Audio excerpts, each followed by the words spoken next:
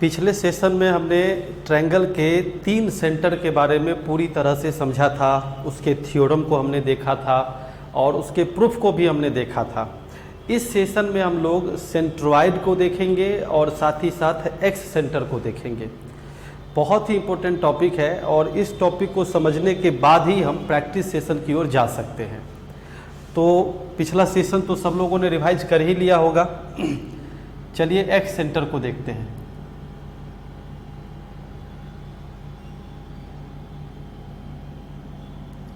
X centre नाम से ही स्पष्ट है कि ये सेंटर ट्रायंगल से बाहर होगा, यानी इन सेंटर अगर कोई होता है तो हम लोग कहते हैं कि वो कहीं ना कहीं सेंटर जो है वो ट्रायंगल के अंदर होगा। लेकिन एक्स मीन्स क्या हुआ कि ये सेंटर के बाहर होगा। तो कैसे ये सेंटर फॉर्म होगा? तो एक्स सेंटर फॉर्म होता है एक्सटर्नल एंगल बाइसेक्टर से।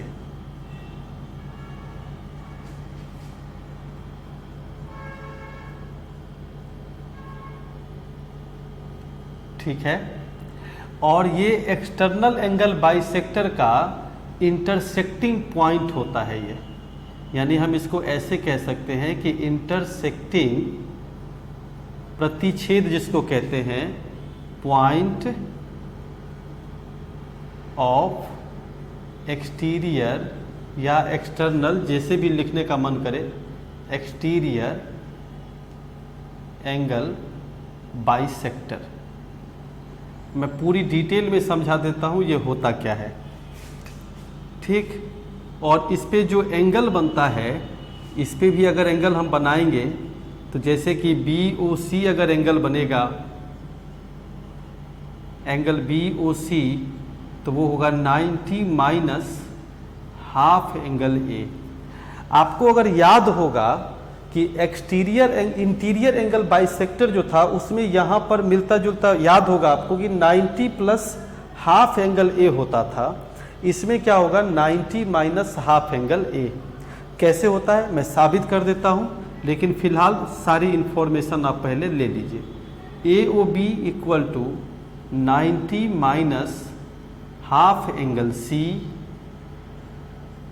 और इसी तरीके से angle AOC equal to 90 minus half angle B। I hope कि आप अच्छे तरीके से समझ रहे होंगे। एक्स सेंटर से जो एक्स सेंटर है वो एक्चुअली टोटल 3 होते हैं, 3 x centres in any triangle. कोई भी अगर हम ट्रायंगल लेंगे तो उसमें 3 एक्स सेंटर होते हैं। ठीक है, और एक्स सेंटर अगर 3 होगा तो इसमें ये सबसे इंटरेस्टिंग बात क्या होगी कि जो एरिया ऑफ ट्रायंगल होगा, एरिया ऑफ ट्रायंगल वो होगा RA S minus A, RB S minus B और RC S minus C। S क्या है? तो S जो है वो सेमी पेरीमीटर ऑफ ट्रायंगल है।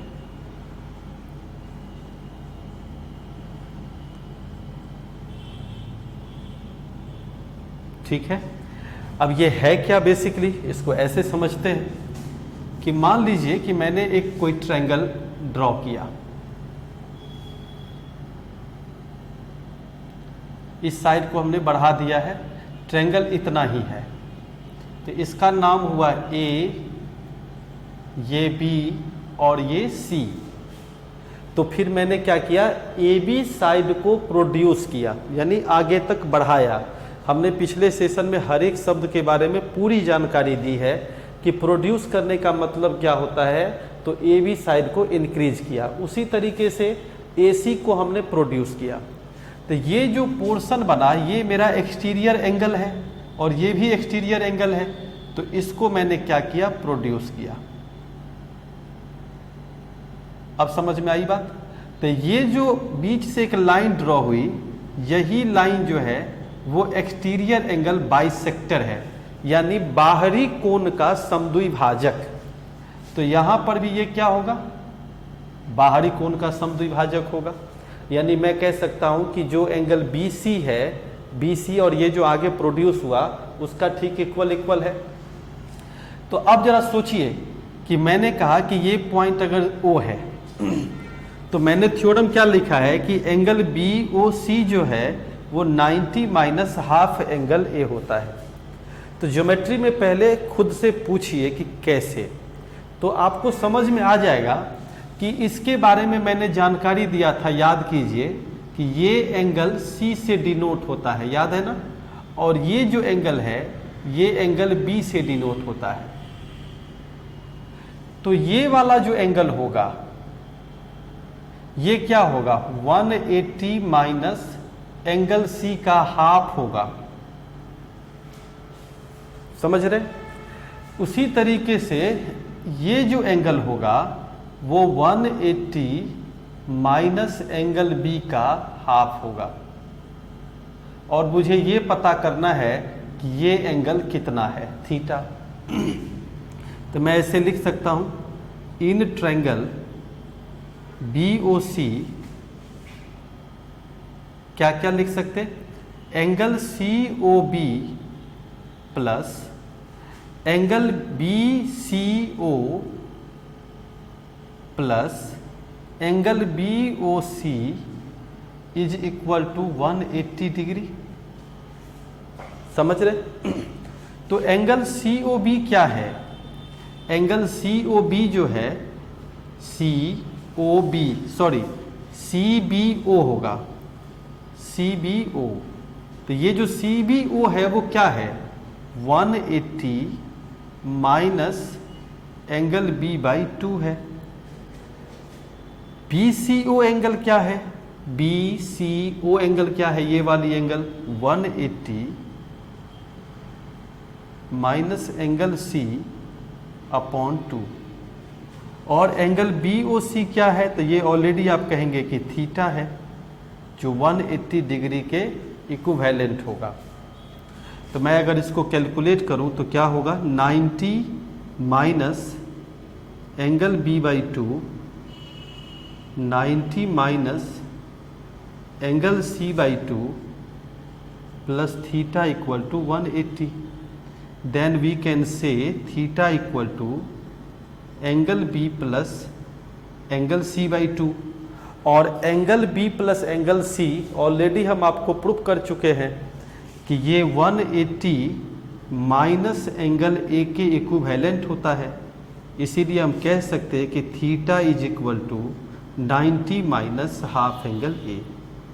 आई होप कि पूरी तरीके से समझ में आ गया होगा कि प्रूफ करने की कोई ज़रूरत नहीं है, बस हमें ये याद रखना है, और एक एंगल अगर याद है तो बाकी के हम दूसरा एंगल ऑटोमेटिक फाइंड कर सकते हैं, ठीक है। सबसे इंटरेस्टिंग बात क्या है कि जब 3x सेंटर बनेंगे, 3x सेंटर कैसे बना, तो एक जो सेंटर बना वो ये है, इसी को हम कहते हैं x सेंटर, x सेंटर। और ये जो आप देख रहे हैं ये जो CO है इसी को कहते हैं एक्सटीरियर एंगल बाइसेक्टर।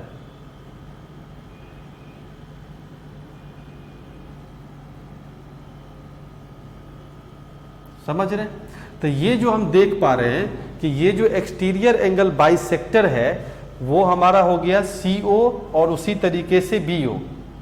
तो 3 अगर x सेंटर बनेगा तो 3x सर्कल बनेगा, समझ रहे हैं। और 3x सर्कल अगर बनता है, अगर 3x सर्कल अगर बनता है तो निश्चित रूप से 3x सर्कल का 3 रेडियस होंगे। समझ में आ रही बात भाई, नेचुरली है कि 3 अगर x सर्कल बनेगा तो 3 रेडियस होंगे। तो पहले सर्कल का रेडियस है RA। A क्या है, तो A कैपिटल A के ठीक अपोजिट वाला साइड जो होता है उसको हम स्मॉल a से डिनोट किया करते थे, याद होगा। तो यदि ये रेडियस निकालनी है, कहने का सेंस BC को छूने वाले सर्कल का रेडियस अगर निकालना है, यानी ये जो सर्कल है वो ऐसा जो गुजरेगा, इस तरीके का सर्कल, इसकी अगर हमें रेडियस निकालनी है तो उसी को हम कहेंगे RA। तो RA बराबर क्या होगा, area of triangle upon S minus A. तो इसी तरीके से आर बी यानी बी वर्टेक्स के अपोजिट में जो सेंटर बनेगा उसके लिए क्या होगा, area of triangle divide by S minus B. और उसी तरीके से अगर सी वाली वर्टेक्स के अपोजिट देखना हो तो ट्रायंगल अपॉन एस माइनस सी। ठीक है, काफ़ी डिटेल हमने कर दिया। अब इससे ज़्यादा डिटेल करने का कोई लॉजिक ही नहीं बनता, क्योंकि सारा थ्योरम्स ऑलरेडी आपके सामने में आ चुका है।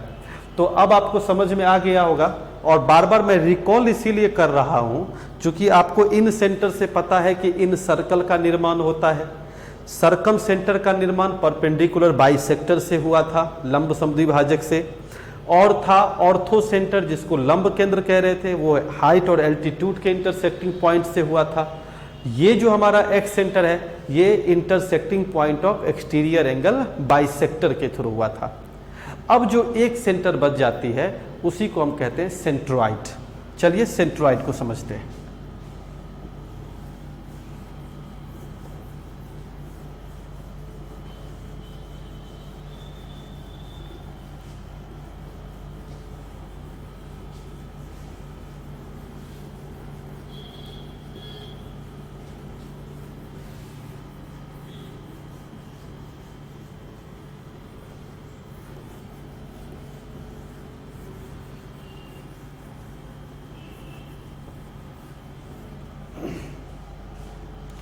सेंट्रॉइड क्या है?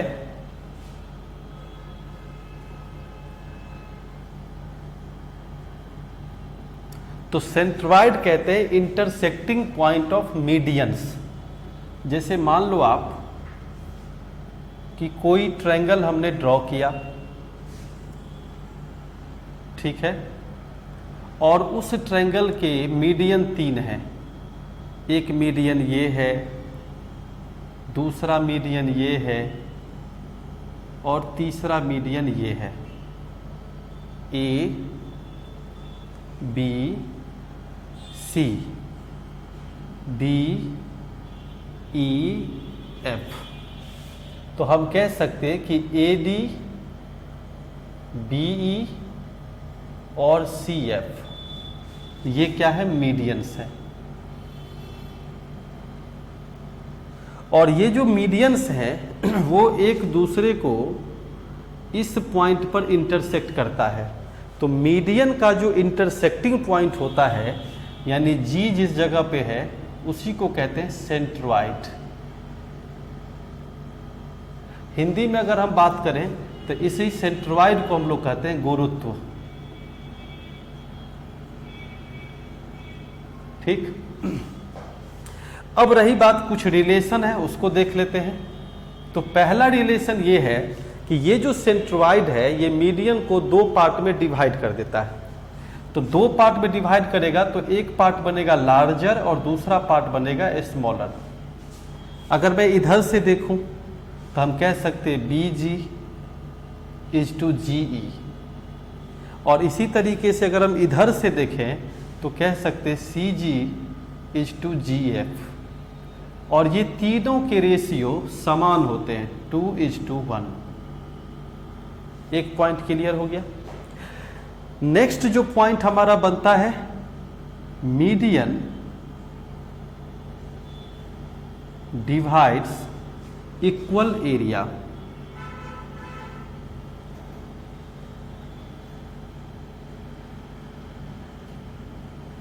फॉर एग्जाम्पल, जैसे आपने देखा कि 6 पार्ट में बन गया, तो ये 6 पार्ट का जो एरिया होगा वो आपस में इक्वल होगा, कि सब के सब आपस में क्या हो जाते हैं, बराबर हो जाते हैं। इवन मैं अगर इस सेंटर से यानी इस जगह से अगर मैं इसको मैच करूं तो भी एरिया आपस में बराबर होगा, यानी 4 पार्ट का एरिया हो जाएगा। FED 4 इक्वल पार्ट में एरिया को डिवाइड करेगा। तो हम ये भी कह सकते हैं कि ट्रायंगल DEF जो है वो 1/4 ऑफ ट्रायंगल ABC है। और बाकी तो इक्वल है ही, जैसे जैसे थ्योरम्स आते जाएंगे आपको क्लियर होता चला जाएगा। नेक्स्ट पॉइंट जो है, to find the length of medians. पहली नज़र में क्या किया, एक एक पॉइंट को रट लिया किसी भी हालत में, और उसके बाद एकदम टिप पे होना चाहिए कि जैसे ही कोई पूछे कि मीडियन की लेंथ कैसे निकाली जाएगी, और 2018 में ये बवाल क्वेश्चंस पर बना बैठा था, तो इसलिए थोड़ा बढ़िया से इसको देखिएगा, समझिएगा। तो इसके लिए हम लोग मेथड 2 यूज करते हैं। तो सबसे पहला मेथड है अपोलोनियस थ्योरम। ये बहुत बड़े मैथमेटिशियन हुआ करते थे, अपोलोनियस थ्योरम। अपोलोनियस थ्योरम क्या कहता है, ध्यान से देखिएगा। एडजेसेंट साइड यानी ए बी का स्क्वायर अगर हम लेते हैं, और ये एडजेसेंट साइड है ए सी का स्क्वायर है, क्या हमने किया, समझ में आई बात। हमने कहा कि हम इसका स्क्वायर लेते हैं, यानी ये यदि साइड पे ए वर्टेक्स से चलते हैं तो ए बी और ए सी के स्क्वायर का सम हमेशा 2 टाइम्स ऑफ रेस्ट बचा हुआ जो साइड है उसका आधा, और मीडियन का स्क्वायर ए डी का स्क्वायर, और हाफ ऑफ बी सी का स्क्वायर। ये ध्यान से देखिए, कोशिश कीजिए वीडियो को पॉज करके और आराम से समझिए क्या कह रहा हूं मैंने कहा कि ये साइड का स्क्वायर प्लस इस साइड का स्क्वायर हमेशा बराबर होगा 2 टाइम्स ऑफ मीडियन का स्क्वायर, और थर्ड साइड जो है उसके हाफ के स्क्वायर। तो सेम चीज मैं कहूं कि अगर बीई की लंबाई निकालनी हो तो एडजेसेंट साइड ये लेना पड़ेगा। तो मैं इसको ऐसे कह सकता हूं, ए बी का स्क्वायर प्लस ए सी का स्क्वायर, ध्यान से देखिए, सॉरी बी सी का square equal to 2 times of B E का square plus half of A C का स्क्वायर। ठीक है, ये फर्स्ट रिजल्ट हुआ, ये सेकेंड रिजल्ट हुआ। ठीक है ना, ये पोर्शन है ना, ये तो है अभी तक, चलो ओके। तीसरा अगर मैंने देखा कि इसकी लंबाई अगर सी एफ की निकालनी है तो उसके लिए इसको हमने देख लिया, तो क्या होगा, बी सी का स्क्वायर प्लस ए सी का square equal to 2 times C F का स्क्वायर प्लस रेस्ट साइड कौन बच गया, ए बी, तो हाफ ऑफ ए बी का स्क्वायर। किसी एक को रट लिया, किसी एक को रट लिया, बस एक अगर याद हो गया तो आपका सब का सब पूरी तरह से क्लियर होगा। फिर से मैं दोहरा दूं, फर्स्ट वाला क्या है, ए बी का स्क्वायर ए सी का स्क्वायर, यानी जिस वर्टेक्स से मीडियन की लंबाई निकालनी हो उसके एडजेसेंट साइड का स्क्वायर कर लो आप, जो बराबर होगा 2 टाइम्स ऑफ मीडियन का स्क्वायर, और जिस साइड पे गिर रहा है उसके हाफ का स्क्वायर। सिंपल है, एक पॉइंट क्लियर हो गया यहां तक। अब रही बात, इसी थ्योरम को अगर मैं एक रफली में अगर आपको समझाऊं तो क्या है, तो आपको मैंने बहुत पहले समझाया था कि ए बी साइड को हम लोग सी नाम देते हैं ना। इसी तरीके से हम लोग बी सी साइड का नाम ए लिखते थे और ए सी साइड का नाम हम लोग बी लिखते थे। तो मैं अगर इस मीडियन की लंबाई निकालना चाहता हूं ए डी का, तो मैं अगर फर्स्ट वाले में बैठा दूं तो ए बी की जगह पर क्या बैठाएंगे आप, सी स्क्वायर, ए सी की जगह पर क्या बैठाएंगे, बी स्क्वायर, बराबर 2 टाइम्स ऑफ ए डी की लंबाई आपको निकालनी है half of A square, half of A square, जो कि बी सी को हम क्या बोलते हैं, ए साइड। तो अब क्या होगा, ठीक से आप देखो, आप ये होगा C square by 2 plus B square by 2 equal to A D square plus A square by 4, और सबको अगर इधर ले आऊं तो क्या होने वाला है, A D square equal to 2c square plus 2b square minus A square by 4, then we can say A D equal to 1/2 root under 2b² plus 2c² minus a²। यही थ्योरम आपको बहुत सारी किताबों में दिख जा रही होगी। तो यानी मैंने क्या किया, सिंपली इसको नहीं भी अगर याद रखा, अगर हम इसको याद रख लिए तो भी मेरा काम चल जाएगा। लेकिन इसको भी याद रखना आसान है कि मान लो कि किस साइड पे मीडियन गिर रहा है, तो मीडियन BC पे अगर आ रहा है तो BC वाली साइड का नाम A है, तो A² माइनस में। तो इसी तरीके से अगर AC पे गिर रहा है तो उसका नाम B होगा, तो B² माइनस में, और रेस्ट जो होंगे वो ट्वाइस ऑफ स्क्वायर हो जाएगा, यानी 2 × B² 2 × C²। क्लियर यहाँ तक? तो AD की लंबाई भी हम निकाल पाए। अगर मैं इस तीनों को जोड़ दूं, आई होप कि यहां तक क्लियर होगा। अगर मैं इस तीनों को जोड़ दूं, अगर मैं इस तीनों को एक साथ ऐड कर दूं, कौन कौन से? 1 + 2 + 3, तो क्या होगा? देखो ठीक से आप, होगा क्या? होगा ये कि ये 2 हैं, तो 2 टाइम्स ऑफ क्या होगा? AB² plus BC² plus AC² या CA²। ओके, इधर अगर 2 कॉमन आ जाएगा तो क्या क्या होगा? देखो आप, AD² plus BE² plus CF² plus क्या होगा? BC² plus AC² plus AB² upon 4 होगा। समझ रहे हो आप? तो ये 2 और ये 2 क्या होगा? Cancelled out. और ये जो पोर्शन है वो इधर आकर के अगर हम माइनस करेंगे तो क्या होने वाला है? तो होने वाला ये है 3AB² प्लस 3BC², या मैं सिंपली डायरेक्ट थ्योरम लिख देता हूँ, कोई दिक्कत नहीं होना चाहिए। 3 × AB² plus BC² plus AC² equal to 4 times of AD² plus BE² plus CF²। यानी कहने का सेंस हमने ये कहा कि मीडियन और साइड के बीच में जो रिलेशन होगा वो AB² plus BC² plus AC² का 3 times always equal to 4 times of AD² plus BE² plus CF²। समझ रहे? कहीं कोई दिक्कत नहीं होनी चाहिए। इसी को किसी किताब में देखोगे आप कि साइड का स्क्वायर ऊपर रख देगा, मीडियन का स्क्वायर नीचे रख देगा, और हम इजीली कह सकते हैं कि जो मेरे पास में रेशियो होगा वो क्या होगा? 4/3 होगा। ये एरिया ऑफ ट्रायंगल पे बहुत काम करेगा, इसलिए इस पे नज़र रखनी है। हर एक थ्योरम का इंपॉर्टेंस अपने अपने जगह पर है, यानी कुछ याद है और कुछ नहीं याद है, तो फिर आगे क्या होगा कि हम जब सवाल को सॉल्यूशन करते नजर आएंगे तो आपको थोड़ी थोड़ी समस्याएं नजर आएगी। ठीक है यहाँ तक? चलिए इस सबको हम एक बार रिकॉल करके पूरी वापसी में सारा पॉइंट हम एक जगह लिख दे रहे हैं आपको।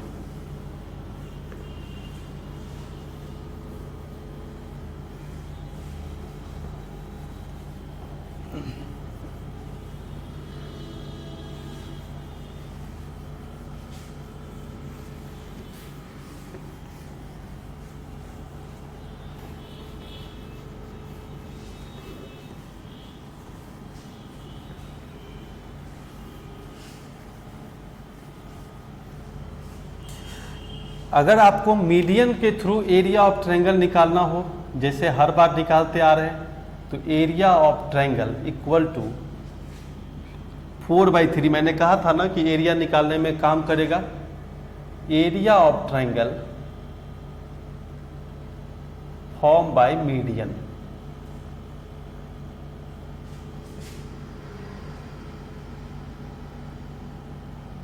ठीक है? यानी अगर आपको किसी ट्रायंगल का एरिया निकालना हो, वो ट्रायंगल का एरिया अगर निकालना है, चाहे वो ट्रायंगल ABC हो चाहे कोई भी हो, तो आप मीडियन के थ्रू अगर जाना चाह रहे हैं, तो मीडियन की लंबाई अगर दिया हुआ है तो मीडियन की लंबाई को हम क्या करेंगे? तीनों लंबाई को ट्रायंगल ले लेंगे, तीनों लंबाई को साइड मान के, और उसका एरिया निकाल करके हम सवाल को सॉल्व करेंगे।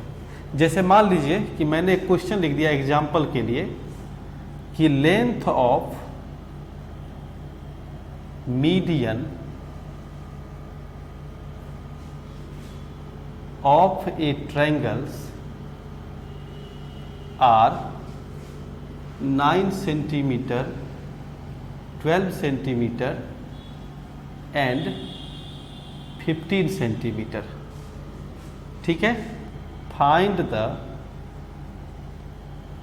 Area of triangle ABC। आपसे क्वेश्चन पूछ दिया कि मीडियन की लंबाई है 9, 12, 15, तो बताइए कि उस ट्रायंगल का एरिया क्या होगा। तो हमने सबसे पहला क्या किया, एक फिगर ड्रॉ कर लिया, फिर हम जज किए कि मीडियन तो हम कहते हैं इसको, तो इनडायरेक्टली ये है 9 दिया हुआ, यानी ये कितना है 9। फिर ये जो है ये पूरा का पूरा कितना दिया हुआ है 12, और ये पूरा का पूरा कितना दिया हुआ है 15। अब समझ में आ रही है बात। तो मैंने ये कहा कि मीडियन ये जो लेंथ है 9 सेंटीमीटर, मान लो कि ये है ये लाइन, और ये जो 12 सेंटीमीटर है ये मान लो कि ये लाइन है, और 15 सेंटीमीटर अगर है तो मान लो कि ये इससे थोड़ी बड़ी लाइन होगी। तो इस तीनों लाइन को एक ट्रायंगल बना दो आप, जैसे ये 9, ये 12 और ये 15 का एक ट्रायंगल बनाओ। तो मैंने एक ट्रायंगल बनाई जिसमें ये 9 है, ये 12 है और ये 15 है। तो ये जब हम ट्रायंगल बना लिए तो इस ट्रायंगल का जो एरिया होगा, यानी इस ट्रायंगल का जो एरिया होगा, उस ट्रायंगल के एरिया का 4/3 पार्ट जो होगा वो हमारा ओरिजिनल ट्रायंगल का एरिया होगा। अब समझ में आई बात। तो जैसे हम एग्जांपल के लिए कह सकते हैं कि एरिया ऑफ ट्रायंगल इसका क्या होगा, तो 1/2 इंटू बेस इंटू हाइट 54। कैसे 54 होगा, तो आप भी जानते हो कि किसी त्रिभुज में 9 का स्क्वायर प्लस 12 का स्क्वायर बराबर 15 का स्क्वायर हो जाए तो वो जो ट्रायंगल हमारा बनेगा वो राइट एंगल ट्रायंगल बनेगा। और ये हम आपको पहले भी बता चुके हैं कि 9, 12, 15 क्यों राइट एंगल ट्रायंगल बना। तो उसके लिए मैंने ठीक इसके पिछले वीडियो में मैंने बताया था कि P square plus B square equal to H square क्यों राइट एंगल ट्रायंगल होता है। अगर आप लेक्चर को शुरू से फॉलो कर रहे हैं, आप अगर एक एक वीडियो के एक एक पॉइंट को अगर आप समझ रहे हैं तो यहाँ तक आते आते आपको सारी चीज़ें क्लियर हो गई होगी। तो मैंने क्या किया, एरिया ऑफ ट्रायंगल निकाला, वो कौन सा, मीडियन की लंबाई से। अब हमें ओरिजिनल ट्रायंगल का एरिया निकालना है। तो अब हम कह सकते हैं कि जो एरिया ऑफ ट्रायंगल होगा वो 4/3 of area of triangle form by median. तो मीडियन की लंबाई से एरिया ऑफ ट्रायंगल क्या निकला, 54 निकला, 54। तो जब इसको हम कैलकुलेट करेंगे तो क्या होगा, 72 सेंटीमीटर स्क्वायर, अगर ये सेंटीमीटर में है तब। और बहुत पॉपुलर क्वेश्चन है। अगर आप कहेंगे कि सर राइट एंगल ट्रायंगल नहीं बना तो क्या होगा, तो कोई बात नहीं, नहीं बना तो फिर s इंटू एस माइनस ए इंटू एस माइनस बी वाले से निकाल के और उसको फिर हमने क्या किया, 4/3 से मल्टीप्लाई कर दिया। ठीक है, यहाँ तक पूरी डिटेल क्लियर है। चलिए नेक्स्ट पॉइंट की ओर चलते हैं।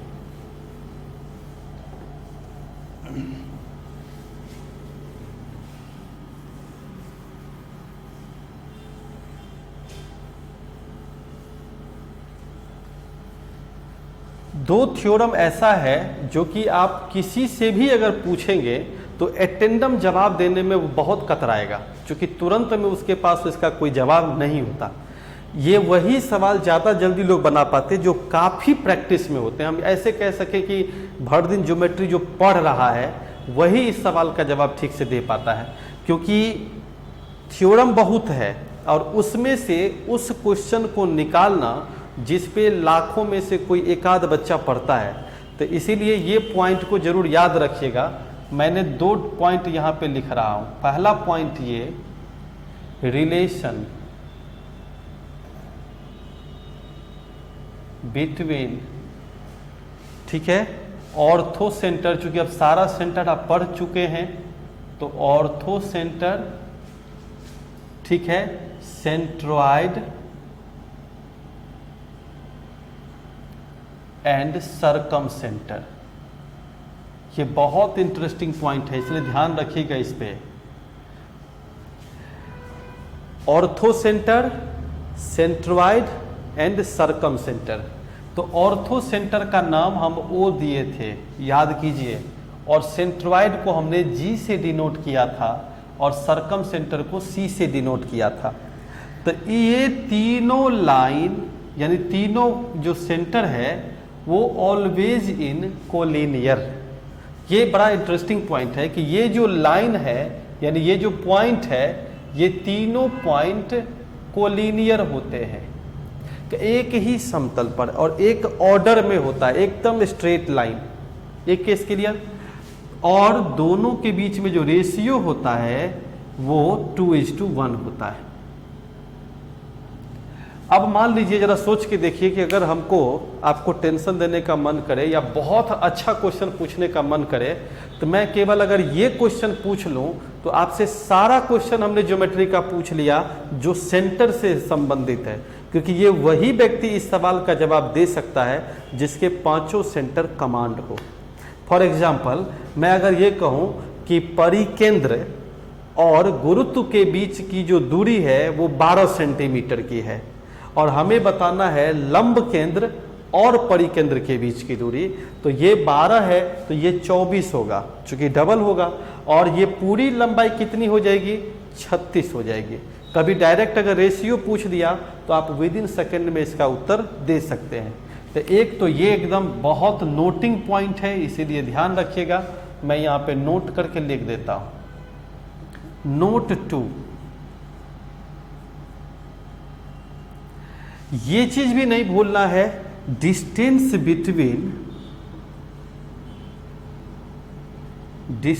Between incentre and circumcentre. Incentre and circumcentre. आपको याद होगा कि मैंने बहुत डिटेल में इन सेंटर को बताया था कि इन सेंटर से इन सर्कल का निर्माण होता है और इन सर्कल की जो रेडियस होती है उसको स्मॉल आर से डिनोट करते हैं, ठीक है, यानी रेडियस ऑफ इन सर्कल।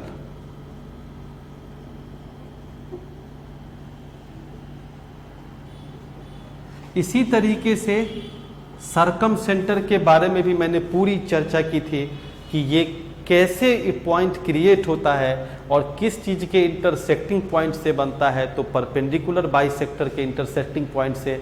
मैंने उसमें ये भी कहा था कि इसका ओरिजिन नहीं होता। मैंने ऐसी कोई इन्फॉर्मेशन आपको नहीं छोड़ी है इस वीडियो में जो आप देखें और आपको पूरी ज्योमेट्री पे कंट्रोल ना हो। तो इसीलिए इस पे हम ये कह सकते हैं कि इससे हमारा किस सर्कल का निर्माण होगा, सरकम सर्कल का। और सरकम सर्कल की जो त्रिज्या होती है उसको हम कैपिटल आर से डिनोट करते हैं। इतनी चीज़ें सब जानता है, इसमें कोई प्रॉब्लम नहीं है। जैसे एग्जाम्पल के लिए आपको कोई कह दे कि रेडियस ऑफ इन सर्कल निकालो, तो आप इजीली कह सकते हैं कि radius of incircle equal to area of triangle by semi perimeter. ये मैंने सिखाया है, मैंने ये आपको इन सेंटर वाले फॉर्मूला में बताया है। और मैंने ये भी बताया था कि यदि रेडियस निकालना हो तो ABC upon 4 into area of triangle होता है। और एरिया ऑफ ट्रायंगल के बारे में बताया था कि ABC बटे 4 इंटू सरकम रेडियस होता है। ये हम ऑलरेडी आपको बता चुके हैं, लेकिन यहाँ ये पॉइंट नहीं है। आप ठीक से देखिए, पॉइंट ये है कि ये जो सेंटर है उन सेंटर के बीच की दूरी निकालनी है। इसका मतलब ये हुआ कि सरकम सेंटर और इन सेंटर दोनों अलग अलग जगह पे होगा। मान लीजिए वो कोलिनियर नहीं होगा, पॉइंट समझिएगा, वो कोलिनियर नहीं होगा। कोलिनियर यही 3 पॉइंट होंगे। तो ये अगर सरकम सेंटर है तो ये कहीं और होगा, तो ये हो गया इन सेंटर। इसको मैंने आई नाम दे दिया। अब समझ में आई बात। तो इस दोनों के बीच की दूरी तो आप इजीली निकाल लेंगे। GC और OG में से किसी एक का भी वैल्यू दे दिया या पूरा OC की वैल्यू अगर दे दिया तो आप इजीली फाइंड कर सकते हैं। लेकिन सरकम सेंटर से इन सेंटर के बीच की दूरी जो कि इस लाइन पे स्थित नहीं है, ये या तो ऊपर या तो नीचे रिवर्स भी जा सकता है, बट इस लाइन पे नहीं होगा। तो इस दोनों के बीच का जो डिस्टेंस है, इसी को हम कहेंगे कि डिस्टेंस जो निकालना होगा दोनों के बीच का, तो वो डिस्टेंस कैसे निकालेंगे। तो इसी डिस्टेंस को मैंने यहां पर क्या किया, डिनोट कर दिया कि मान लो कि C सरकम सेंटर है और I इन सेंटर है, तो जो इसके डिस्टेंस होंगे, जो लेंथ होगा, वो लेंथ क्या होगा, √r² माइनस 2rr। यानी ये भी एक ऐसा दुर्लभ थ्योरम है जो मैंने क्या कहा कि एटेंडम अगर किसी से भी अगर पूछिएगा तो ये विद इन सेकेंड में रिकॉल करना बहुत मुश्किल जॉब होता है। आई होप कि आपको पांचों सेंटर अच्छे तरीके से समझ में आ गया होगा। अब हम अगले क्लास में करेंगे क्या कि किसी भी चीज के थ्योरम को अगर हम बेहतर समझते हैं और उसके सामने में अगर क्वेश्चन ही हमारे सामने में नहीं आए तो मेरा कंसेप्ट उतना क्लियर नहीं होता। इसीलिए हम थ्योरम के साथ साथ क्या करते हैं, हम सारी चीज़ों को समझते चले जाएंगे, विथ प्रैक्टिस करते चले जाएंगे कि हम क्वेश्चंस कैसे टैकल करें, कौन से क्वेश्चन हमारा कौन से फॉर्मेट पे आ रहा है, आखिर किस थ्योरम का हम अप्लाई करेंगे तो ये क्वेश्चन मेरा सॉल्व होगा, किस तरीके से हम जाएं तो हम एक ही अटेम्प्ट में सवाल को बना सकते हैं। तो आपसे ये गुजारिश है कि आप सीधा सीधी क्या कीजिएगा, फर्स्ट वीडियो से लेकर के 30 वीडियो तक लगातार जो आपके पास प्लेलिस्ट में ऑलरेडी क्रिएटेड होगा, या आप सर्च भी मारेंगे तो आपको लगातार मिलता चला जाएगा। तो आप उसको डिटेल में पहले समझ लीजिए, कॉपी में नोट्स बना लीजिए, ताकि हम जब ट्रायंगल के फॉर्मूला को अगर हम इम्प्लीमेंट करेंगे तो आप अच्छे से सारी चीज़ों को समझ पाएंगे। ठीक है, मिलते हैं नेक्स्ट क्लास में प्रैक्टिस सेशन में। फिर प्रैक्टिस सेशन में 50-60 क्वेश्चन देखेंगे। पूरी तरह से मैं कोशिश करूंगा कि आपको वीडियो के माध्यम से ज्योमेट्री की सारी समस्याएं हल हो जाए। फिर इसके बाद हम आपको सर्कल का कंसेप्ट देंगे, और आप जानते ही हैं कि ज्योमेट्री ट्रायंगल और सर्कल से बाहर कुछ होता नहीं है, पॉलीगन भी उसी का पार्ट है, लाइन एंड एंगल उसी का पार्ट है। तो चलिए मिलते हैं अगले वीडियो में, तब तक के लिए बाय बाय।